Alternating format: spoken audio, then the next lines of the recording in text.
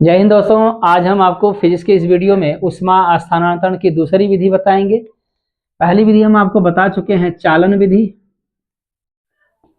ये विधि हो चुकी है। दूसरी हम बताएंगे आपको संवहन विधि। तो चलिए संवहन, इसके बाद समय बचता है तो विकिरण विधि बताएंगे आपको।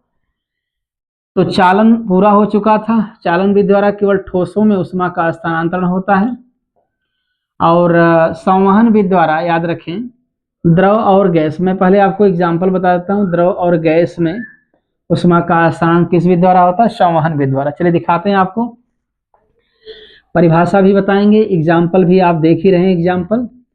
तो ये द्रव या गैस, चलिए जिस प्रकार से द्रव का एग्जाम्पल समझाएंगे उसी प्रकार आपको गैस का भी एग्जाम्पल समझ लेना है। ये मान लीजिए एक बर्तन है, मैंने इस बर्तन में गैस लिया है। तो चलिए देखते हैं कि ऊष्मा का स्थानांतरण जो है इस विधि द्वारा कैसे होता है। चलिए मान लीजिए कि यहाँ आप गर्म कर रहे हैं, इस द्रव को गर्म कर रहे हैं। गर्म करेंगे तो आपको पता होना चाहिए कि द्रव के अणुओं की गतिज ऊर्जा बढ़ेगी, और द्रव के अणुओं की गतिज ऊर्जा बढ़ने के साथ साथ उनका घनत्व भी क्या होता है? घट जाता है। उनका घनत्व घट जाता है।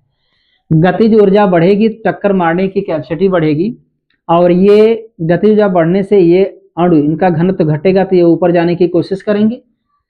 गर्म अणुओं का घनत्व कम होता है और गतिज ऊर्जा बहुत ज्यादा होती है।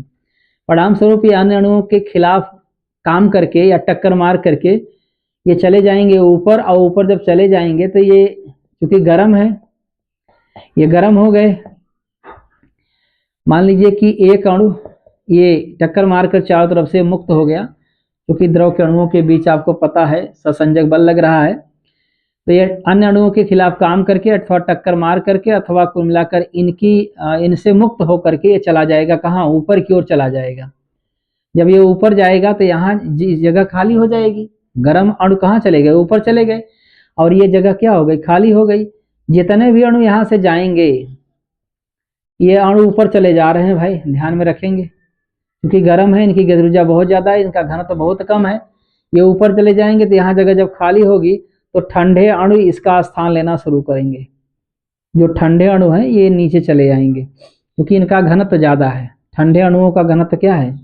ज्यादा है। तो ये चले जाएंगे नीचे, और गर्म अणु कहाँ चले जाएंगे? ऊपर। और ये प्रक्रिया तब तक होती रहती जब तक कि पूरा द्रव गर्म नहीं हो जाता, संपूर्ण द्रव गर्म नहीं हो जाता। आपने देखा कि इस प्रकार से पूरा द्रव गर्म हो जाता है। आपने क्या देखा? आपने देखा कि अणु अपना स्थान छोड़ करके ऊर्जा का स्थानांतरण कर रहे हैं। यहां से यहां चले गए, और ठंडे वाले यहां से यहां चले आए, ऊपर से नीचे चले आए। तो ऊष्मा स्थानांतरण की वह विधि जिसमें पदार्थ के कण अपना स्थान छोड़कर ऊष्मा या ऊर्जा का स्थानांतरण करते हैं, तो इस विधि को संवहन विधि कहते हैं। संवहन विधि द्वारा ऊष्मा का स्थानांतरण द्रवों और गैसों दोनों में होता है। इसी प्रकार से आप गैस को भी गर्म करेंगे तो जो गैस के अणु गर्म होंगे, इनकी गतिज ऊर्जा बढ़ेगी, घनत्व कम होगा, ये ऊपर जाएंगे और ठंडे वाले नीचे आएंगे, और ये प्रक्रिया तब तक चलती रहेगी जब तक कि पूरा द्रव अथवा गैस गर्म नहीं हो जाता है। आपने संवहन देखा, तो संवहन की व्याख्या भी मैंने आपको बता दिया किस प्रकार से संवहन विधि द्वारा ऊष्मा का स्थानांतरण होता है। एक बार पुनः सुन लीजिए परिभाषा। ऊष्मा स्थानांतरण की वह विधि जिसमें, मैं ये बता रहा हूँ संवहन विधि, ऊष्मा स्थानांतरण की वह विधि जिसमें पदार्थ के कण अपना स्थान छोड़कर ऊष्मा या ऊर्जा का स्थानांतरण करते हैं, तो इस विधि को संवहन विधि कहते हैं। तो आज हमने आपको फिजिक्स की इस वीडियो में ऊष्मा स्थानांतरण की दूसरी विधि संवहन विधि बताया। उम्मीद करते हैं दोस्तों ये वीडियो आपको पसंद आया होगा। अगले वीडियो में आपसे फिर मिलेंगे, तब तक के लिए धन्यवाद।